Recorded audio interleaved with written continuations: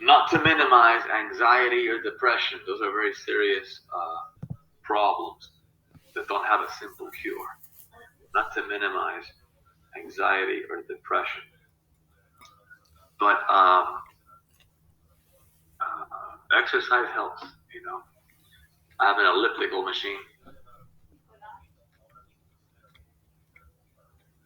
When you sweat all that funk out, it helps.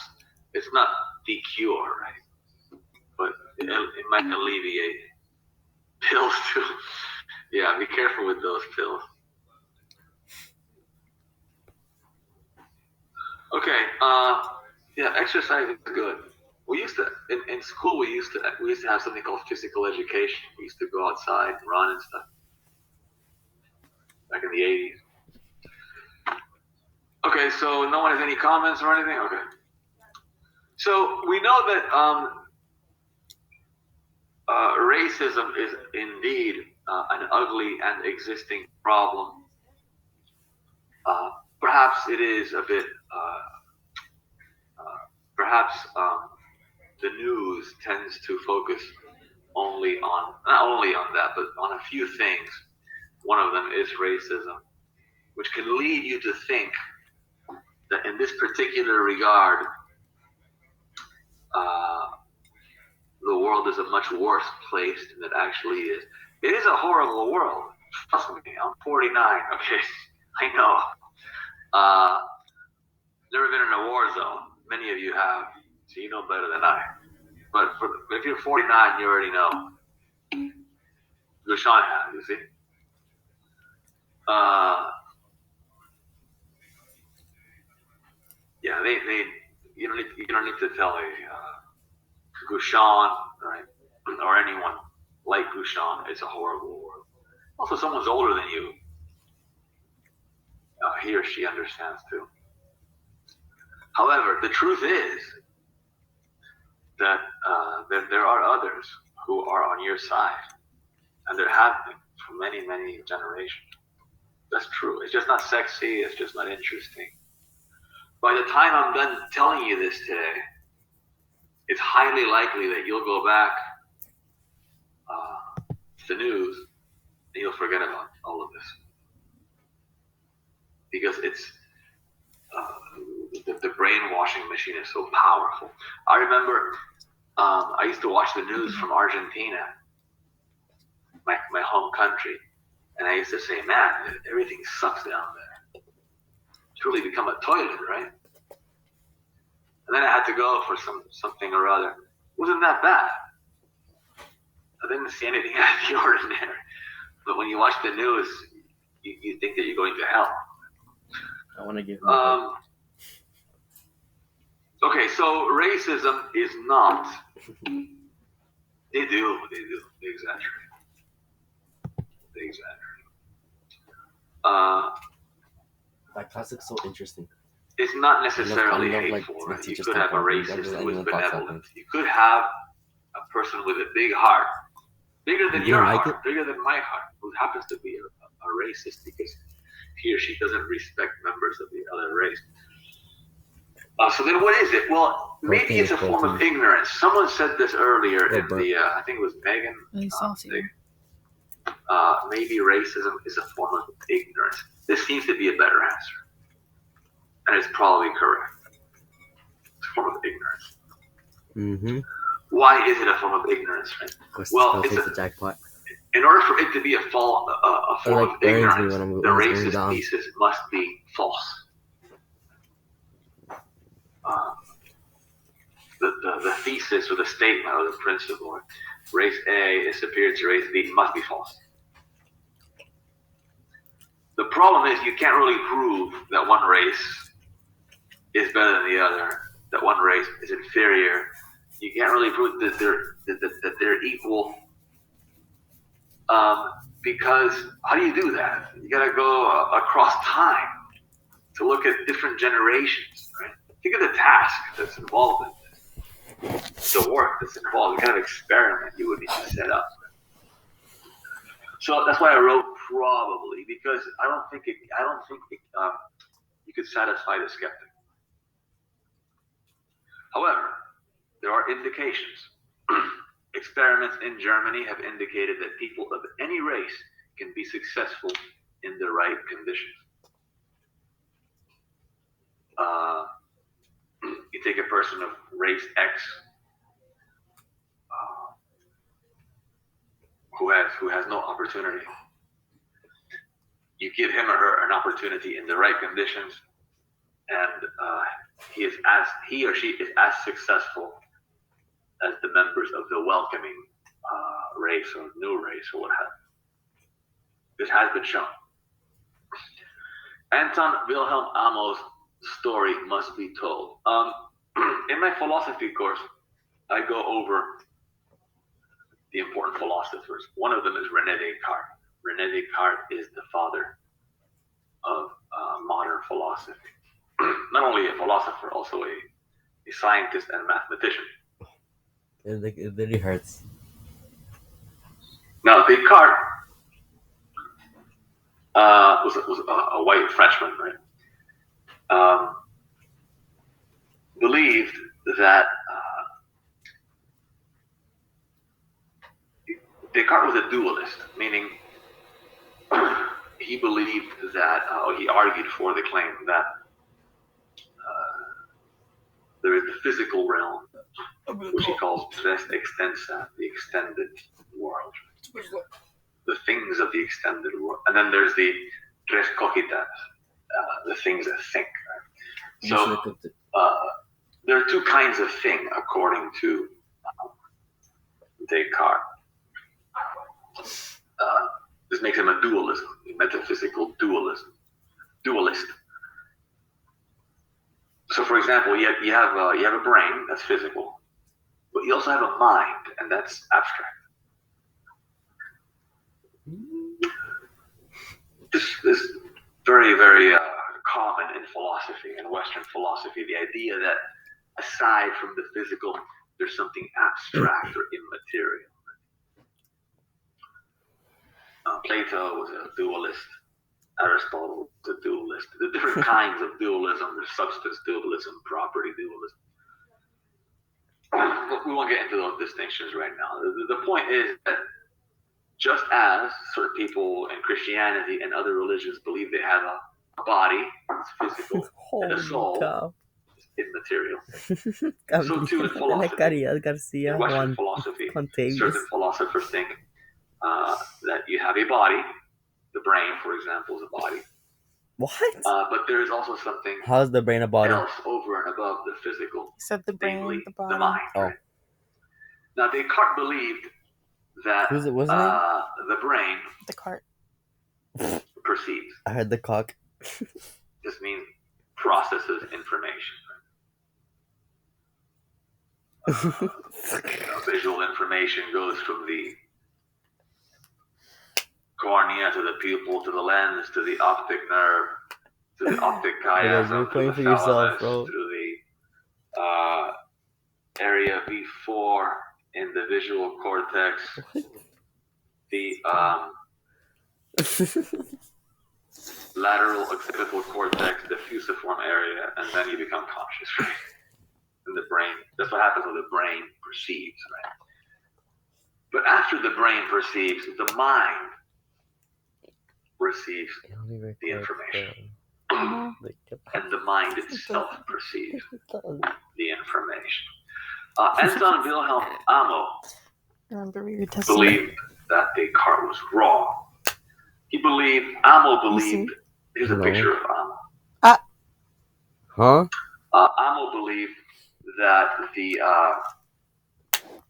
that there is a mind, but the mind does not perceive. The mind judges, it makes judgments, it doesn't perceive. Right? So, if you're interested in reading Anton Wilhelm Amo, first you have to read Descartes. Otherwise, you won't know what he's talking about because he's referring back to Descartes quite a bit. Now, who is this Anton Wilhelm Amo? Well, let's go back. As it says here, No. Please. Experiments in Germany have indicated that people of any race. This is what happened to Amo. Amo is one of these examples. It wasn't really an experiment. I don't know. Maybe it was in secret, right? But I don't think so.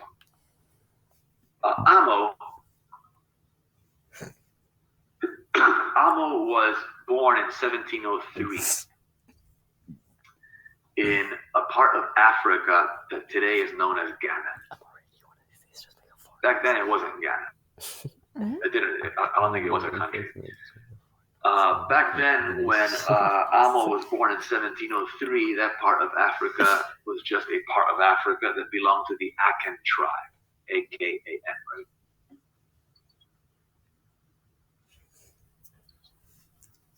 When Amo was a baby, not a baby, yeah, a baby, 2 or 3 years old. No, what's this he was going to be sold into slavery. Ricardo Morcella. Mr. Morcella's a goat. And for some reason, G-O-A-T. It appears, we don't know the whole story. Greatest of all time. It appears that a priest. Yo, by the way, she's laughing. A priest somehow got hold of Amo. Freed him from Africa and took him to the Netherlands.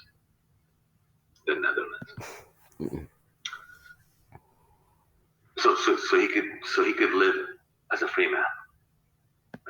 This is back in 1706.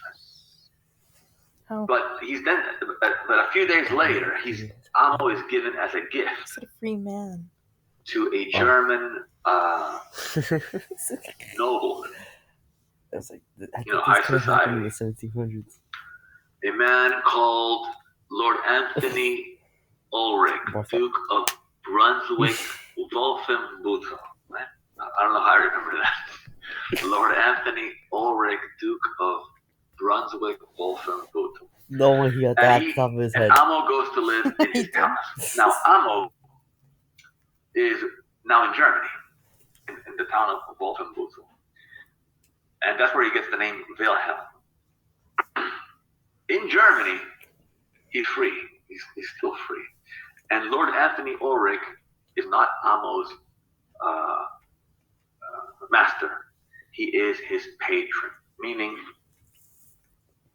he's going to give Amo money so Amo can go to school, do whatever he wants.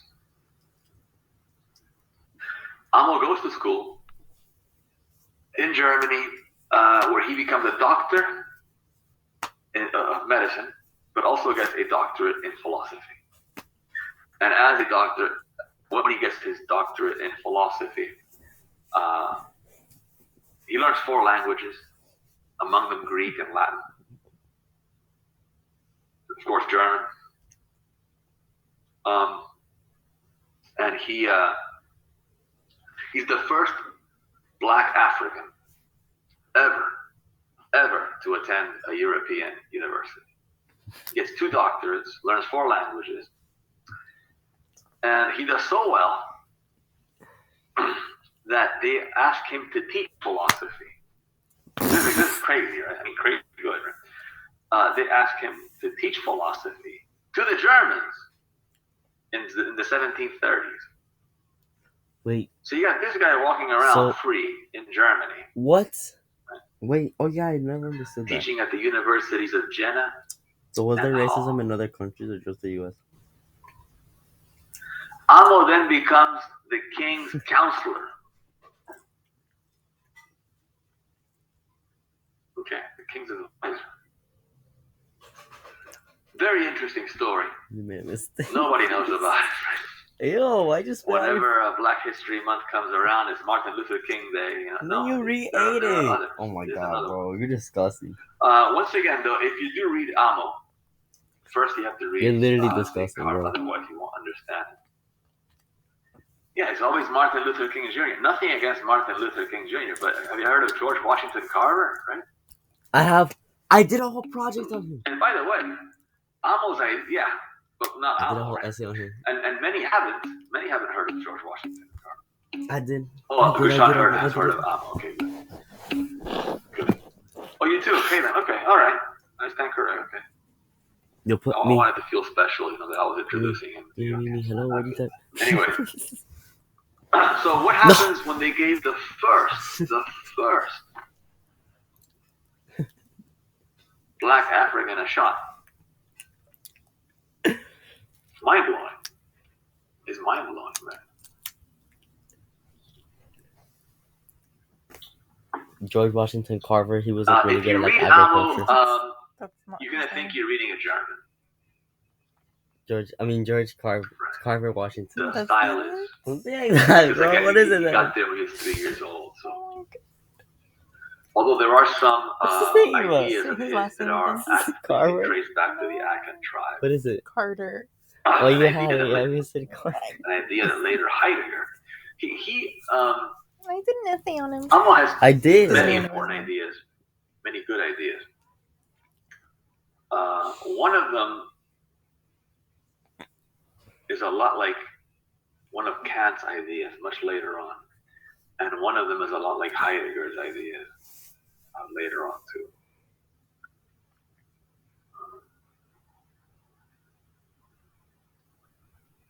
So, yeah. As I said, there are experiments in Germany that show you that a member of another race can do just as well as the member of another race if the same opportunities are given. And one example of this, I don't know that it was an experiment, maybe it was. One example of this is Anton Wilhelm Amo's Amazing Life. It's an incredible life. They should make a movie. So, because of this, we have reason to believe. We have reason to believe, good reason to believe, something we want to believe, that racism is ignorance. However, there are two problems with the idea that racism is ignorance. The first problem is on the board here. How can you show that most or all of the people from race A are equal to most or all of the people from race B across time? Very difficult. The skeptic is going to say, okay, Amo, yeah,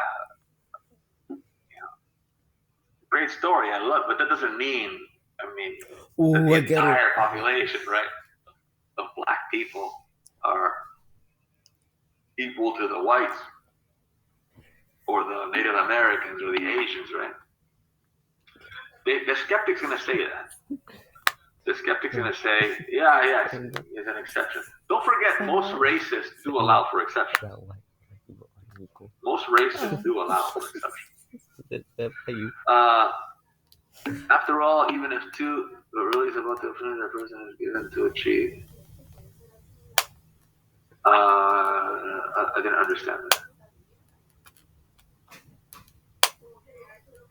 Amo was given opportunity to progress and to achieve and, to go to school. So that's why he was able to show that he was just as capable. Now, if you go to slaves and it's the same age and they weren't given those opportunities, they're going to seem unintelligent and, they don't stand up to a white person. You know what I mean? So it's like basically the opportunity that you're given in this life, that's how you're able to achieve what you've been able to achieve. So I didn't understand you. I don't want to lie and go, yeah, great comment. I don't do that. I think you cut off for a second. Maybe it is a great comment, but I didn't understand. When I say I don't understand, it could be because of me, my incapacity. After all, even if two generations of age, right? Suppose you say, let's get all, let's look at all the Asians and all the Native Americans, all of them. It's impossible, right? But suppose you can do it, right? Just suppose. Let's get all the Asians in the world: South Koreans, North Koreans, Chinese, Vietnamese, right? And let's get all the Native Americans. Let's all get them in one room. Right? It's like 2 billion people or 3 billion people. And let's see if they're equal, right? And you know what? They're equal. Hair stuff today? Okay, but what about the next generation? It's really curly. So, even if even if you can do this crazy experiment, it's impossible. Someone's going to say, well, what about in the future? What about last year?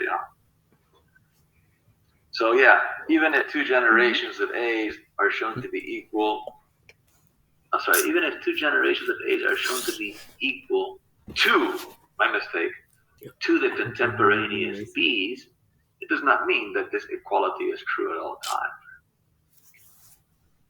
Just because the basketball team down the street, is just as good as the basketball team over there today, doesn't mean that. So that's one problem. Another problem with saying that racism is ignorance is that it's old.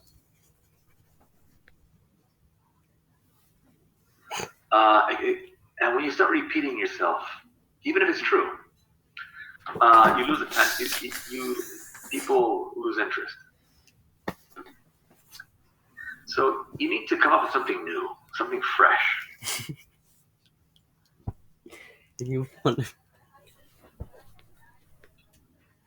Right. Even if something is true, you hear it all the time, you lose interest.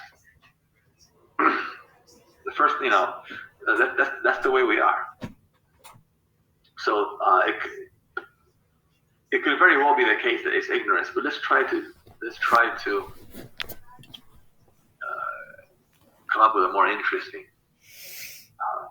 and perhaps an answer that doesn't need an outlandish, impossible experiment in order to get its justification, right? And my idea is basically this. It's tentative. The racist thesis is immoral. That's what I think. Right? It's definitely not hate. It's not motivated by hate. That I can tell you. It may be. It appears to be ignorance, sure. But it certainly is an immoral principle. The idea that one race is superior to another race, or one race is inferior to them, is immoral. Why?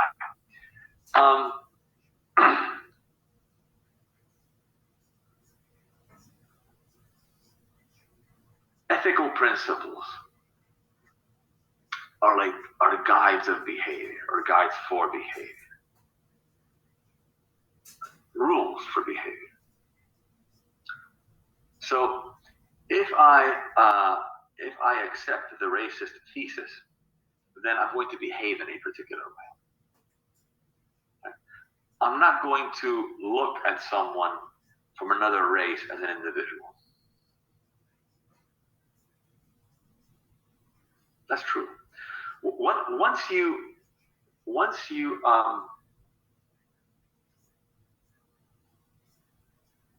have race in mind, you have an amorphous totality in mind. You don't have a person in mind anymore. There's no individual in front of you anymore, in a manner of speaking. Of course there is, but psychologically there isn't. Now you have race in mind, which I think is a terrible thing to have in mind, a race. Because instead of dealing with the individual in front of you, with his world, his fears, his unique history, his mannerisms, his own personality, his tendencies, dreams, his beauty, or her beauty, whatever. You seem to see, since you have race in mind, you seem to see through and not acknowledge the concrete beings, the specific being before you. So it says here on the PowerPoint, the racist thesis should not be cognized. I mean, you should not think. You should not think it. Right? And here I sound like a utilitarian, but it's a psychological consequence. Because of its consequence, the racist thesis can lead to a kind of de-individuation of the other. As the latter, the person you're talking to, encountering, is absorbed into an amorphous totality. The racist doesn't see the individual.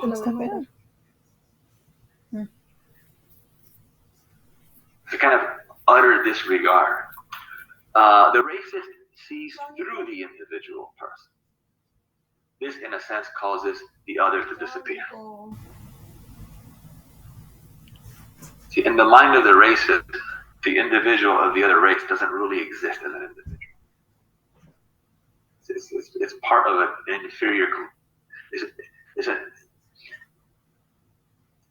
It's part of an inferior mass. This is misspelled. It should say this disrespect. Sorry. This disrespect is utterly inhumane. And this is true. This is what happens psychologically. The racist does not care about you. Your private world. Your fears, your history, your ideas, your dreams, your happiness, your uniqueness.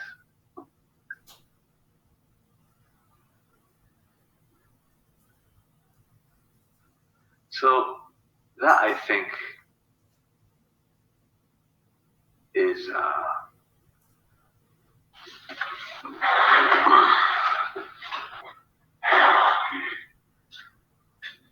I think is a good criticism of racism. And it's new. I think it's new. So again, is it hateful? Not necessarily. Is it ignorance? We think so, but the skeptic's gonna make that a problem for us. So what should we say? I think we should say this, that it's an immoral principle for the reasons given.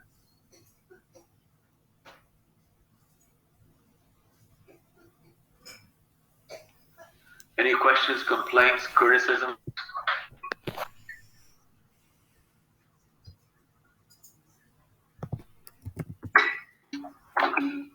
No.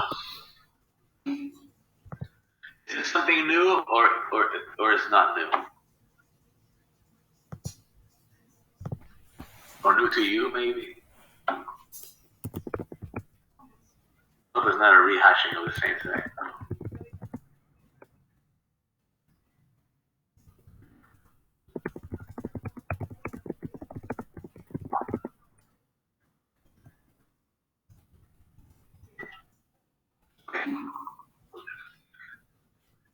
That's good, Nicole. I hope that it is in depth. I hope that it is in depth. I hope it is. Because you do understand, if you tell people a million times, hey, stop it, it's ignorant, stop it. It's like when you say good morning. People tell you good morning every morning. After a while, you hear it. You don't even hear it. Just say good morning, right? You don't really think about it because you've heard it so many times, it loses its meaning, it loses its force. You have to come up with something new. Okay. Where does this ugliness come from? Is it learned or innate? Anyone? Is racism learned or innate? Dahlia says learn, Nicole says learn. It's one or the other, Malika. Nice try. It's an exclusive disjunction.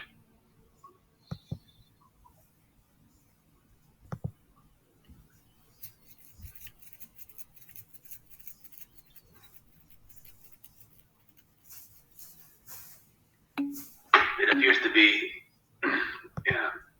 to be innate. Sorry, everyone. It appears to be innate.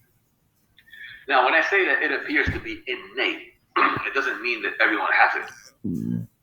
It just means that those who have it since birth. Right? But you don't learn it. Right? When I say it's innate, it appears to be innate. It doesn't mean that everyone has it. It's innate in the sense that, in the same way in which alcoholism is innate. You're born with that tendency.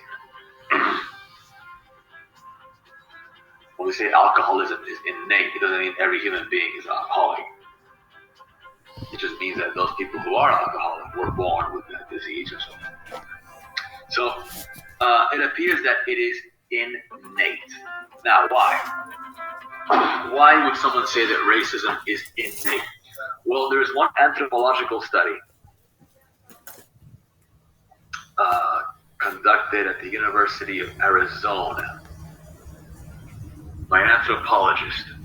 And what they discovered was that long ago, when our forefathers were cave dwellers, I'm talking about the Australopithecus, or the Homo erectus, or the Java man, or one of those people, right? They look like Bigfoot, one of those. Okay.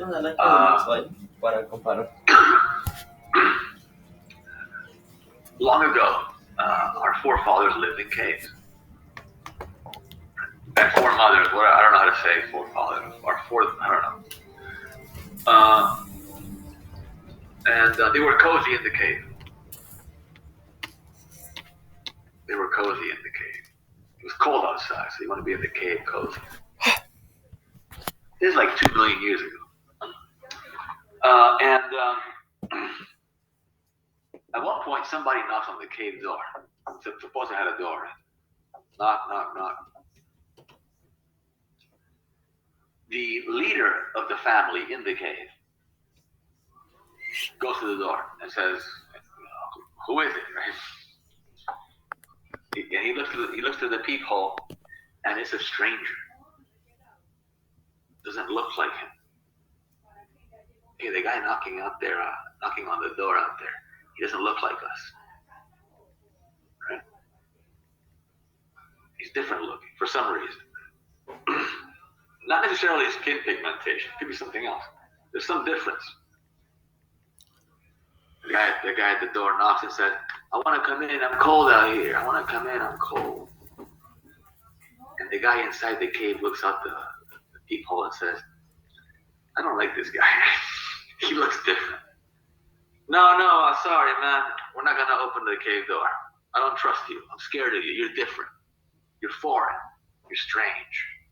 Therefore, you're different. I don't trust you. So the cave dweller is xenophobic, right? He's scared of what's different. So the guy seeking sanctuary, he goes to another cave. They tell him, "Get lost," right? Get lost. We don't care if you're cold. Until finally, the guy seeking sanctuary knocks on some cave door, and he says for the 10th time, I'm cold, let me in," right? And finally, the cave dwellers of goodwill say, "Of course, brother, right? Come on in," right? Well, guess what? The guy came in, and he ate all of them. He ate the hosts, right? Because they were cannibals too back then. So who survived? Well, the ones who survived were xenophobic. The ones who survived, right, were the ones who turned people away because they were different. They survived, right? So they are our forefathers. So where does this fear, right, of what is strange come from? It comes from primitive man. Because the primitive man that survived was the one that was turning people who were different away from the cave. The ones who let who let the stranger into the cave, those families were devoured by the strangers. According to one anthropological study by Steven Newberg, University of Arizona, I hope you can see the PowerPoint, racism is innate. Long ago, the distrustful primitive man who was xenophobic survived. The trusting primitive man who welcomed outsiders from different groups was eaten by the outsiders. Any questions, complaints? What do we think about this?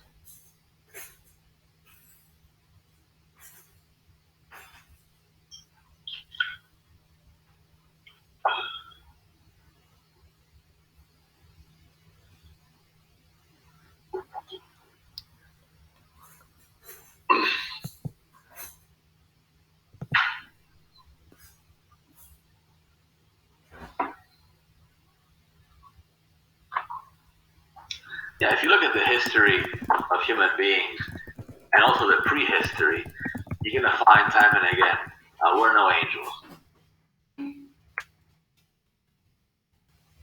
Yeah, we're no angels. Now, a lot of us who were born Christian, I think it's humanity.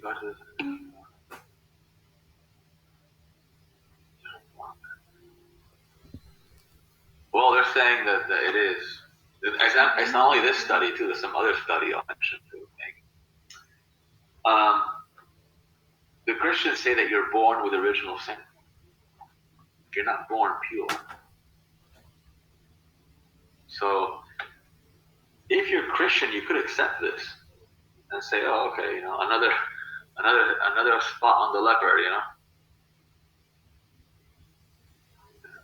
As I said, we're not angels. Some of us are, but most of us not angels. So it appears that the racist parent today, right, does not instill racism in her children. Rather, she awakens a monstrous tendency that was there already. So, Interesting. Some baby is born, and the baby has that tendency already. Another baby has a tendency for alcoholism, whatever, but this one got the other tendency to be racist or xenophobic.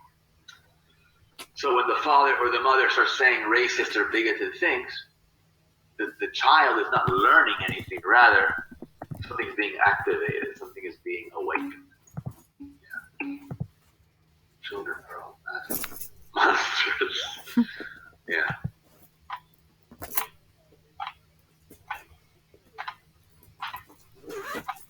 So this is very important because suppose you want to get rid of racism, right?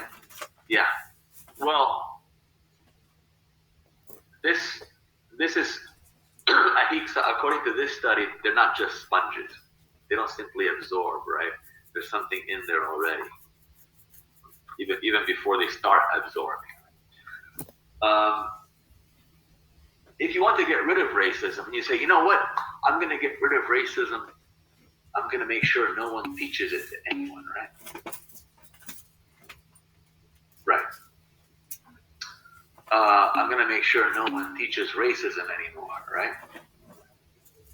I'll get to that. I'll make sure no one teaches racism anymore, so I'll get rid of it. No. If it's innate, it's still going to be there. This is very important. As I said earlier, you want to get rid of the cancer, right? You want to get rid of cancer? Well, you have to know what it is. Right?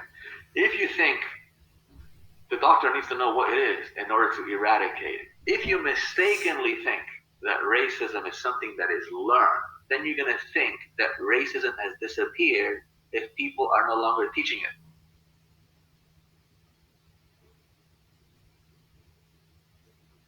But it's a mistake. Why? Because it's innate.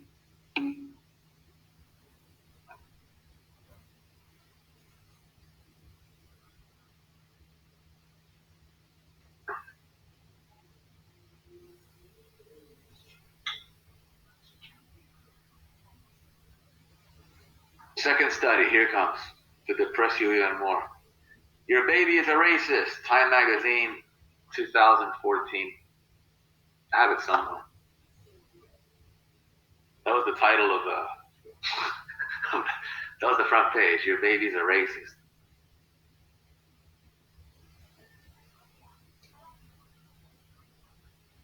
And the article goes something like this: you always suspected that babies were no good, didn't you? They're loud, narcissistic, spoiled, volatile, and not exactly possessed of good table manners. Now it turns out that they might be racist too. Why? Because of the caveman? No, it's something else. They did a study. Okay, I think it had black babies and white babies, right? And they were watching a show. They're watching a show. In the show, there is a guy holding toys. He's got toy trucks, dolls, action figures, helicopters, that kind of thing, right? Dump trucks. I used to like dump trucks when I was a kid. Construction trucks, robots. And we'll call this guy holding all these toys the toy distributor. Okay? Now, the toy distributor, he's gonna give toys to people, not to the kids. The kids are just watching. Right? The black kids and the white kids are just watching. The toy distributor gives 3 toys to a black adult. The black adult takes the 3 toys, holds them, and he's happy, right? And the toy distributor then gives 3 toys to a white adult, and the white adult takes the toys, and he's happy, and the kids are happy. The kids are seeing that the toy distributor evenly distributes the toys. He's fair, right? So the kids are happy. This suggests they have a sense of justice, an innate sense of justice. However, later on, the toy distributor gives all the toys to the black man, right? And guess what happens? All the black kids are happier. Right? They're cheering, right? Because the black man now has all the toys. Later, after that, the distributor gives all of the toys to the white man, right? All of them. And now all the white kids are happy. Right? So, it's a fly in here. What this suggests to them is that even though the baby's like, yes, Megan. I'm sorry, I just want to say, from a psychological point of view, that can be explained because the black children will relate to the black man because maybe it looks like a dad or relative, and the same with the white. So because they can relate to that person, that might be why they're happier, not specifically because they prefer a black person because they're black. You get what I mean? Megan, what did you get on the, may I ask you what you got on the midterm? I didn't do so good. I think I got like an 80. Okay. Because you're, okay, that's fine. What you said is excellent just now. Very good. Very good. Let me address, I'll talk about it in just 1 or 2 more minutes. Very good going there, Megan. Yeah, good. Okay, so I'll finish this story and then I'll go over what Megan said. The people running the experiment, right? They concluded that the children are they do have a sense of justice and they do like fairness and so on and so forth. Right? However,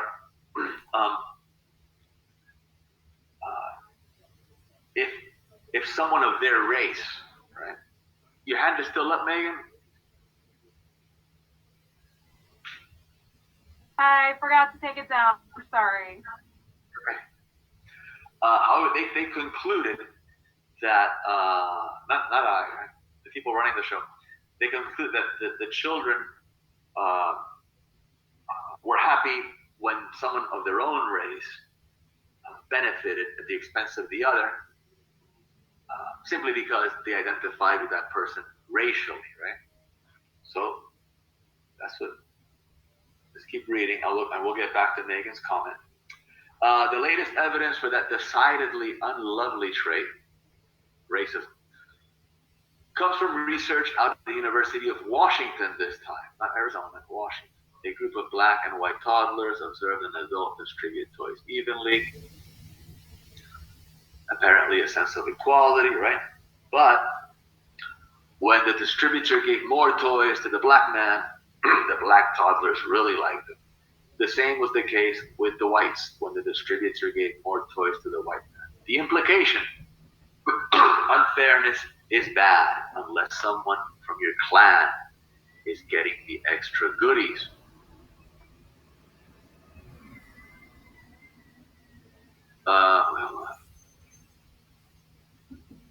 If all babies care about is fairness, and I quote, they would always pick the fair distributor, said University of Washington Associate Professor of Psychology, should say. I got the of in the wrong place, Jessica Somerville, in a statement.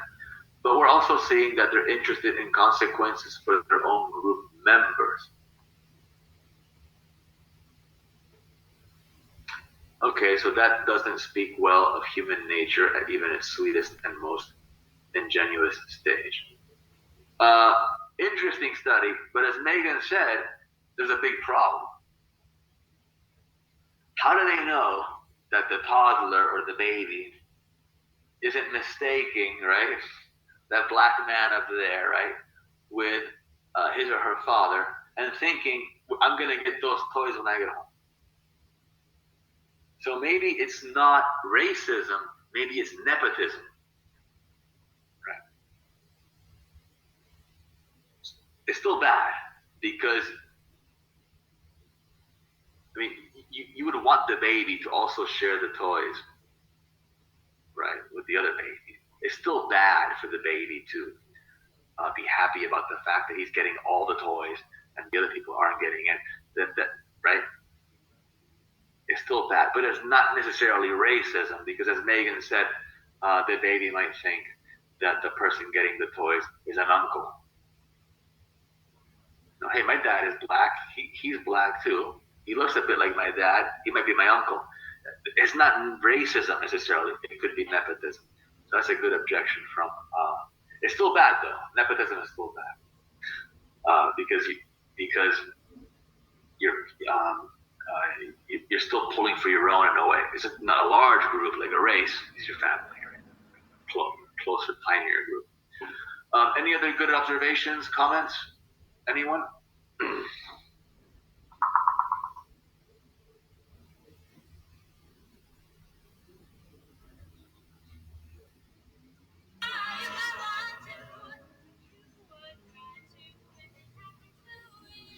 Any good observations, comments, criticisms?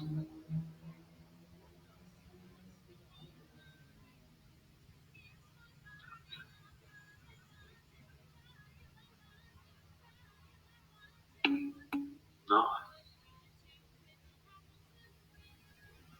I guess if they wanted to make the study better, they would have to make those people receiving the toys,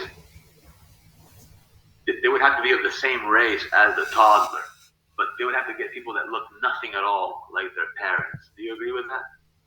But we don't know if they did that or not. Yeah.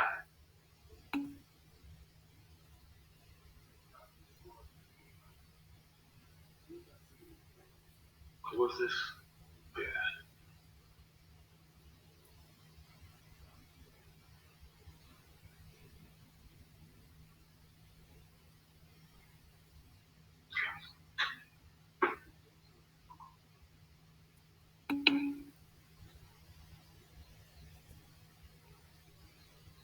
Yeah. Well, it's possible. It's possible, Megan, that they did all of this. I mean, it's a university study, but Time Magazine just gives us the nutshell. You know what I mean? But those are good objections. Yeah, it's possible they figured all this out, but for mass consumption, they just gave us the 2 or 3 important points. So maybe the study, and I'm not sure how many times. Well, it can't be just once or twice. They are scientists or psychologists. So. What can we do to fight racism? Should we try to learn to love one another? Anyone? Should we try to learn to love one another? Who says yes?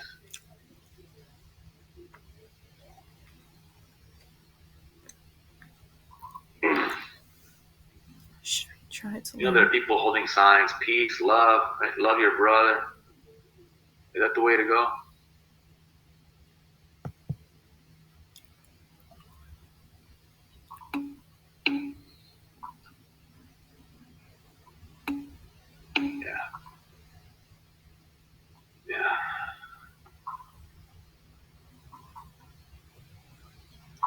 Yeah, people don't even love their own family members, right? Some parents don't love their kids, right? If you ask human beings to love, you're asking for too much. That's the last thing human beings do is love something. Yeah, if you're asking a person to love another race, that's a bit too much, right? It's not gonna work. Again, most people don't love those in their own race. In the city I was born in Buenos Aires, Argentina, everybody hates each other, and we all look the same,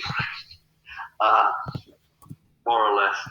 The people who support the Boca Juniors football club, they hate the people who support the River Plate. The people who support, Manchester United in England, they hate the people. It's a war. You've seen the soccer riots. People of the same race, people the same background, they hate each other, right? Family members hate each other. They sue each other. They get people out of the inheritance, right? They take soccer too seriously. So it's much idiocy, I would say, but passion too.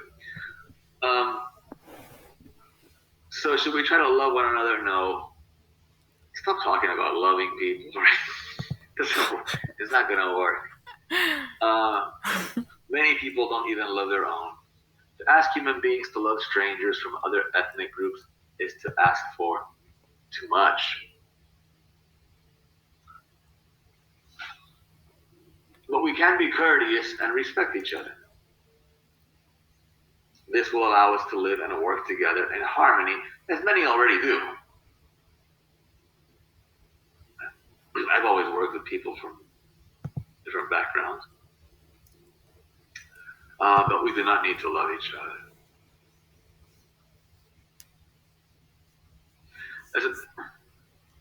The love might come later. You get used to working with someone. You're courteous with others. But to initially say you have to love that person, you have to love that stranger, it's absurd. It's absurd. Love your neighbor. You can try, but maybe it's a good idea, but human beings usually will let you down in this regard. So it appears that racism is innate. I say appears because you got to take these, as Megan did, you got to take these studies with a grain of salt.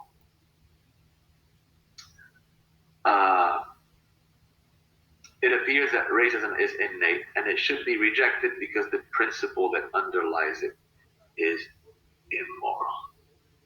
It's immoral again because when you have race in mind,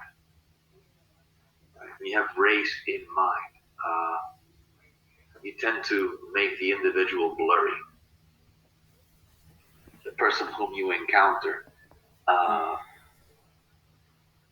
for you anyways, in your experience of the person, is not there. The actor Morgan Freeman was asked, what should we do about the race problem in this country. And Morgan Freeman famously said, "Don't talk about it." I say, don't think about it. Don't try not to focus on the individual. Focus on the individual and the beauty that that individual has. Any questions, complaints, queries?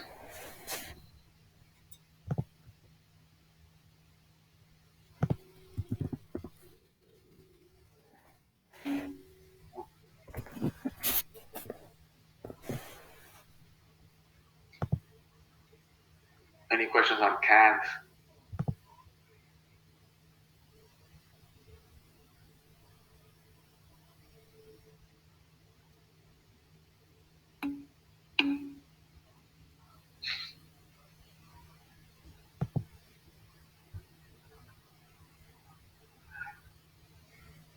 Okay, I guess if you have any questions, I'll dedicate the remaining time to any questions you may have.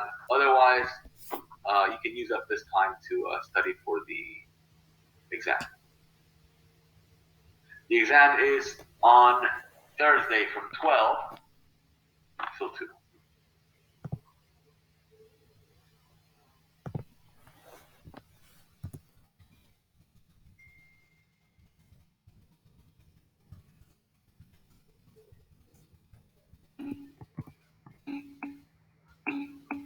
No. Yeah, we don't meet on Thursday. It is through Blackboard, yeah.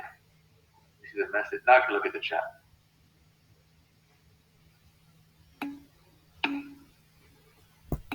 Okay, Denise, Gabriela, you too.